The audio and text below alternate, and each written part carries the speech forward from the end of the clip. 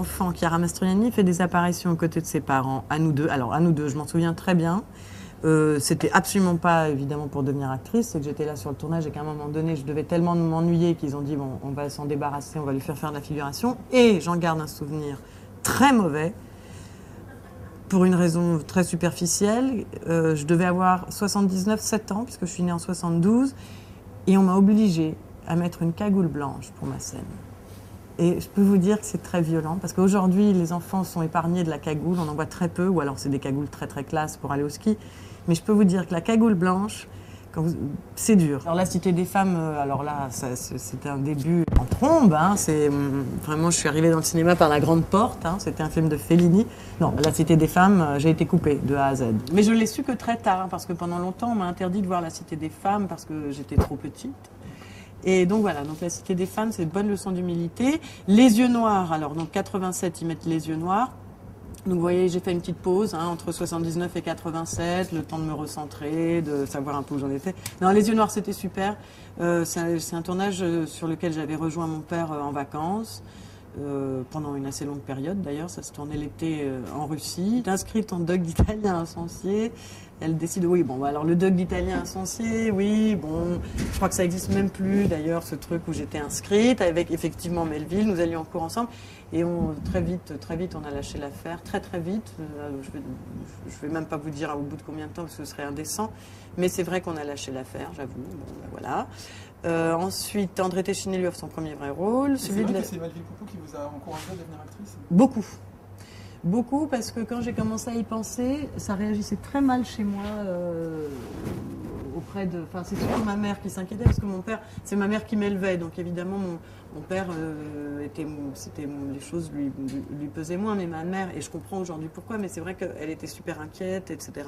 Donc il y avait un truc compliqué déjà dans le noyau, et ensuite moi-même j'étais complexée, pas sûre, nanana.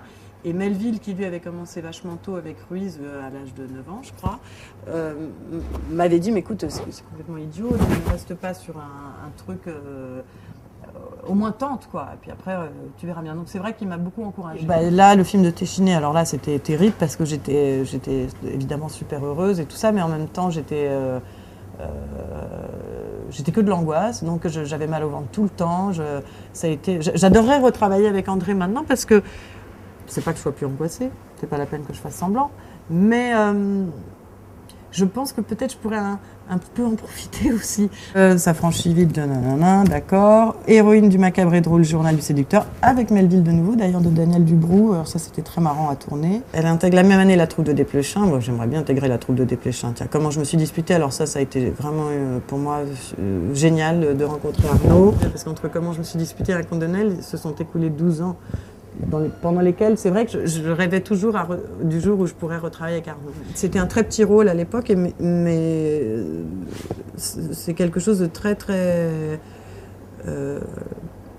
enfin, ça a été un moment vraiment important pour moi, et une façon de travailler avec un metteur en scène que je ne connaissais pas. Quelqu'un qui a un regard sur les acteurs et sur ses personnages tout à fait unique. Enfin, ça se voit quand on voit ses films. Il a une façon de filmer les acteurs qui est,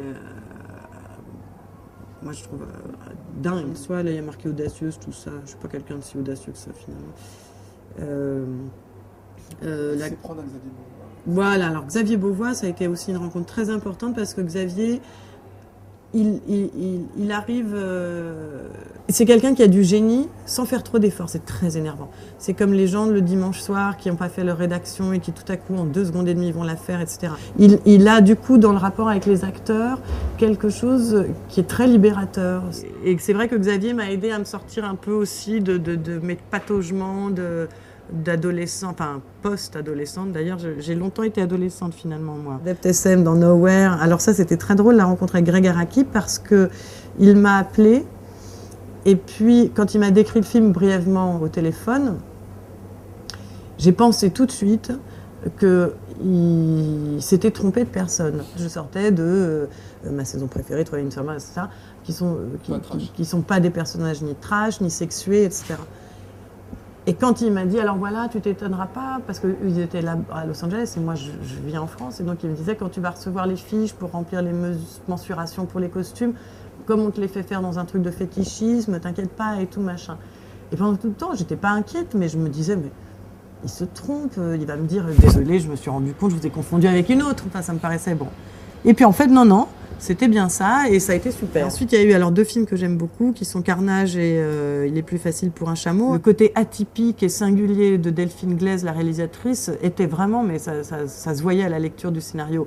Mais pas en plus un truc genre pour prendre la pause, vraiment un truc de quelqu'un qui, avec sincérité, va vous faire partager sa vision de la vie et une vision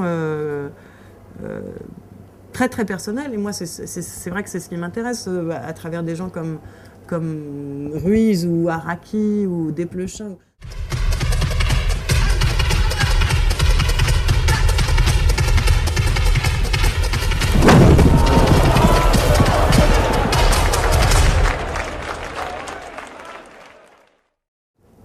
Et puis il est plus facile pour un chameau, c'était génial parce que d'abord c'était un plaisir de jouer avec Valeria, de pouvoir jouer, en plus on passait d'une langue à une autre, de l'italien au français, de pouvoir s'insulter comme des chiffonniers, enfin tout ça c'était super.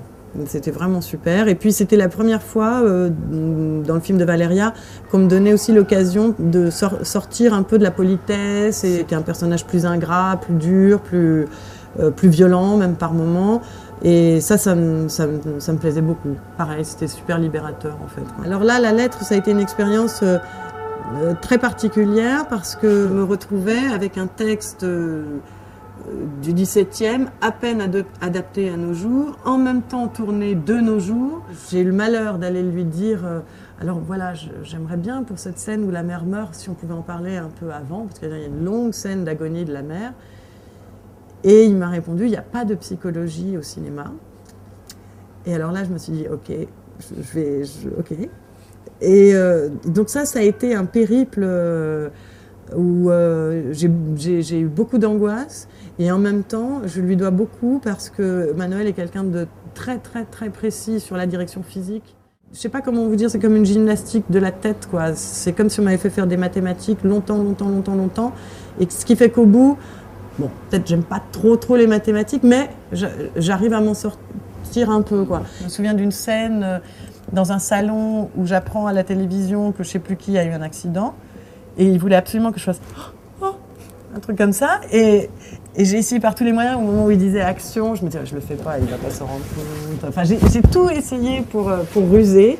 Et il n'y avait rien à faire. C'était vraiment, il voyait, il a l'œil partout. Et le six-pack, alors six-pack, ça m'avait super attiré parce que je me faisais étrangler. Et que quand j'avais lu cette scène, moi j'adore les films d'horreur, à suspense et tous ces trucs-là. Et de jouer la peur, c'était un truc, ça me faisait complètement rêver. Encore aujourd'hui d'ailleurs, ça me plairait bien. Alors après, je vois qu'il y a Tourne en Italie, Castellitto. Alors là, carrément, c'est de la figuration. Je crois que j'ai même pas un mot dans le Castellitto. Francesca Comencini, par contre, alors ça a été plus ardu, parce qu'il fallait jouer en italien. C'est très étrange quand on parle une langue, et qu'en revanche, on se rend compte, quand il s'agit de l'apprendre, que c'est pas les mêmes automatismes, ni les mêmes facilités qu'en français.